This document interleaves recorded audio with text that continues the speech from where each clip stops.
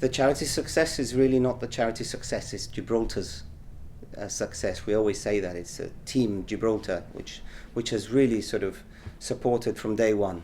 So what we're hoping now is that people will latch on to this idea of going one step further, not just providing schools, water wells, but also some medical care.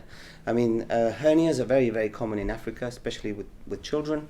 They're due to premature births or low birth weights, and usually if they're not treated by 5, if they don't go back into the belly, they need to be treated. Yeah, they need to be operated on, and they're unsightly, but they're uncomfortable. But more importantly, they're actually dangerous because intestines can actually get entwined, and it can cause death. A very serious situation. Yeah.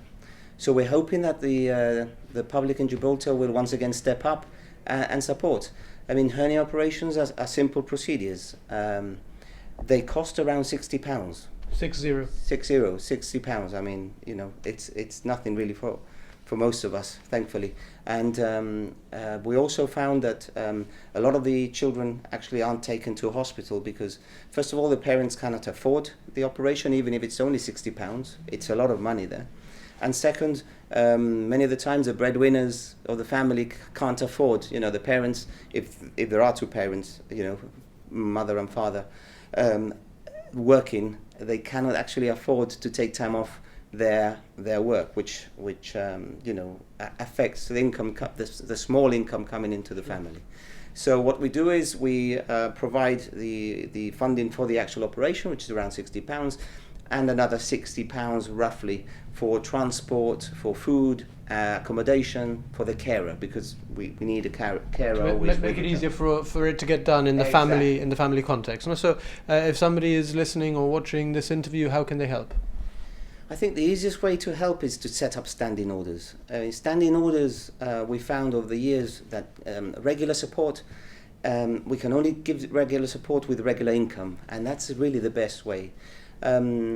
As an example, a hernia operation, if we more or less say it's costing around £120, if anybody wants to help, they can do one-off donations, but I would really strongly urge people to consider setting up standing orders, maybe £10 a month, or whatever they can afford, of course, but I mean £10 a month for a year pays for one operation for one child, and you are changing, potentially not just changing the life of that child, but actually saving his life, potentially, £10 a month, you know. And Jimmy, you must be buoyed and have had a nice lift in your spirits. Not that you're ever anything other than positive, but you received a Mayor's Award just this week. Congratulations for that, and I suppose it does give you an extra bit of energy, doesn't it? Absolutely. I mean, it's great to receive an award. You know, we, as most people or everyone that's involved in charity work will tell you, then they're not in it for the awards, but it's always great to be recognised. And like I always say, this is a team effort. This is a Team Gibraltar effort, and this award really is to be shared amongst every single one who supported our charity along the way. The acts of kindness that I am exposed to, you know, on a weekly basis, really, you know, from people coming up to me and, you know, just offering to support financially in ways which are, you know, so humbling. But I am humbled by the award. I am honoured by the award, and I'm overwhelmed by the whole thing. And yes, definitely. I mean, it's a huge boost for me personally and for our charity, of course.